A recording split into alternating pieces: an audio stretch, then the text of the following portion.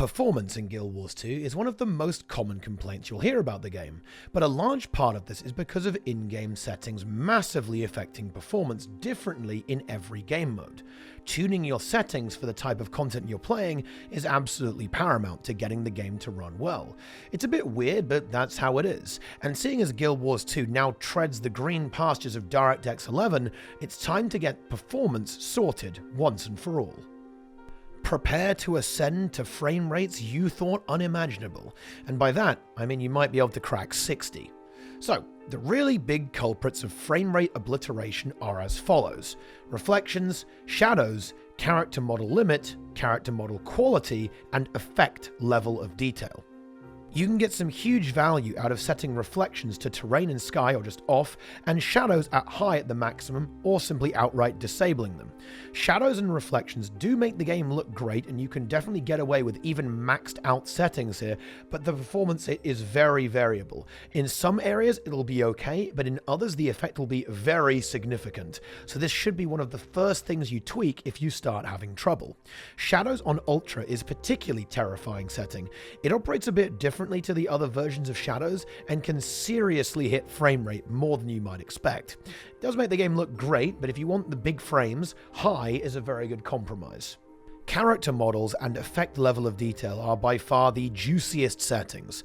Highest character model limit will absolutely bring your machine to its knees in large group environments, especially when combined with high character model quality.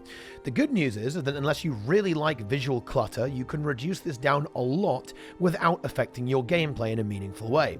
Setting limit to lowest in very high player situations, such as world versus world or open world PvE, will massively boost your performance. Make sure it stays at low or medium for raids or PvP though, as here you don't have to worry about masses of character models, and you'll definitely want to see everything trying to kill you in these modes.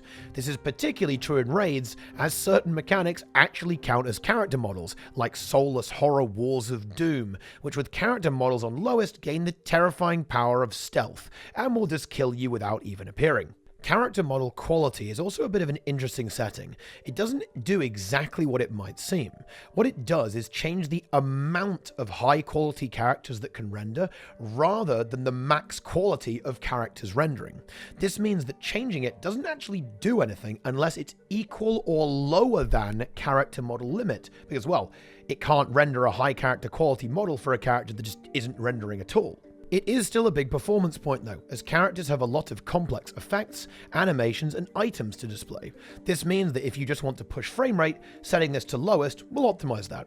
However, I do not recommend doing this in player versus player, as it will cause enemies to use generic animations instead of skill-specific ones, making it much harder to play around. For player versus player, use another setting, standard player models instead.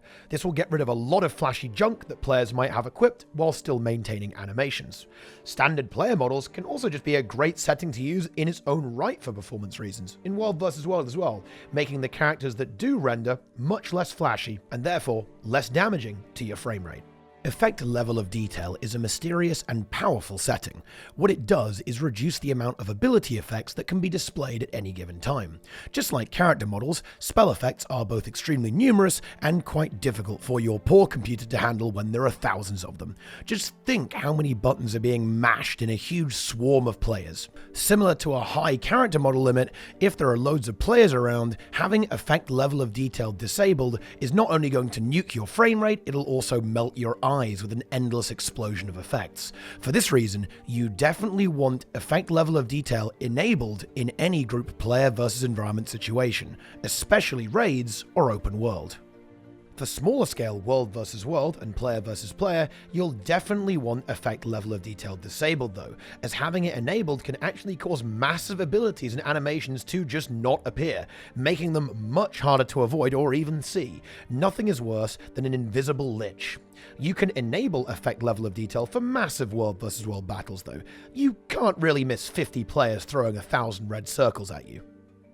One more big performance factor in Guild Wars 2, and any game for that matter, is resolution. You probably don't want to change this very often because the game will look pretty bad, but some setups, often laptops, might have a very high resolution screen with either no dedicated graphics card or a very weak one, which is not going to be a good combination, in which case running the game in a lower resolution will definitely be beneficial. Now that all of those settings are out of the way, we can relax. As long as your computer has a dedicated graphics card that didn't come in a box like this, you can probably max out all of the other graphic settings, and it should look very pretty and hopefully run half decently. If you do have an older machine, then you can try turning shaders, textures, environment, and level of detail distance down, which can be a bit scary on Ultra no matter what you're set up, to be frank. But most setups these days won't be too afraid of these settings. As a final note, post-processing can make the game extremely bright, particularly in snowy areas or certain player versus player maps like Legacy of the Faux-Fire. So if your eyes melt, turn it to either low or off. Now, depending on if you're in the future or not, DirectX 11 might be permanently enabled in Guild Wars 2 by now. However, if you're not, then you can enable the beta version in-game right now. Simply restart the game after checking the box, and the game will be using DirectX 11. It massively helps with performance, and is an extremely noticeable step up, particularly when it comes to maintaining a stable frame rate in very high-intensity game scenarios. If it is still in beta though, bear in mind that it's not completely finished and may cause a few in-game crashes or unusual visual glitches, but these are being fixed at a very rapid pace by the developers. While in beta, I will be careful about enabling DirectX 11 in situations where you really don't want to crash, like an important player versus player tournament match, challenge mode raid progression, or world versus world when they're accused. If you crash, you're going to have to go right to the back of the line again.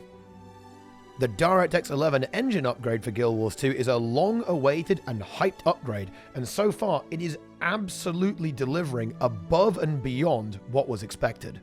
As a final note, whenever you're tuning your settings, always remember that you're not just looking for a high frame rate, you are looking for a consistent one. What really feels and looks bad is a sudden drop or inconsistency in frame rate. Just having a good frame rate while not moving the camera with nothing going on is not really any good outside of recording some nice background footage. Test your settings during actual gameplay scenarios to make sure that everything isn't coming to a grinding halt once the particle effects start flying. If none of any of this advice works, then there is a final option, playing on someone else's machine and watching, and by that I of course mean using GeForce Now. GeForce Now is a service provided by Nvidia that allows you to remotely play games on a powerful machine from the comfort of your potato PC. It will also work on Mac OS and even mobile devices, although unfortunately Guild Wars 2 is not supported on mobile, so your dreams of truly never being away from Tyria are not quite a reality yet. However, GeForce Now will require a decent internet connection to function well, and will introduce some latency. Your experience may vary, and it doesn't always seem to work super well for everyone, so I would definitely recommend trying out the free version before purchasing. But if it does work well, you can get access to a very powerful gaming machine for a fraction of the cost. There are also a few limitations to be aware of. The supported games library is expansive and has most modern titles, including Guild Wars 2 of course, but it doesn't have everything. For example, it doesn't have Guild Wars 1. Additionally, to prevent players simply AFKing forever on a rig, there are session limits in place, which mean after a certain time you'll have to restart the game. This isn't very restrictive on the paid memberships unless you enjoy ultra 24-hour totally uninterrupted gaming sessions, but on the free version it'll be more inconvenient. You may also encounter a queue to start gaming when trying the free version. This is because there are sadly not infinite machines available. However, paid members get priority access and very rarely have to queue. If you don't want to buy a new computer just to play games, or you want to game on your Mac, then GeForce Now and similar cloud gaming services are a solid option and are likely to get better and better over time as technology improves. Thanks for watching. Now that you can optimize your performance, your own performance in the game will be truly unlocked. The bad news is you won't be able to blame your deaths on frame rate anymore. If you have any questions, feel free to ask me in the comments, or when I'm live on stream almost every evening. And be sure to subscribe for more big gaming. I'll see you next time.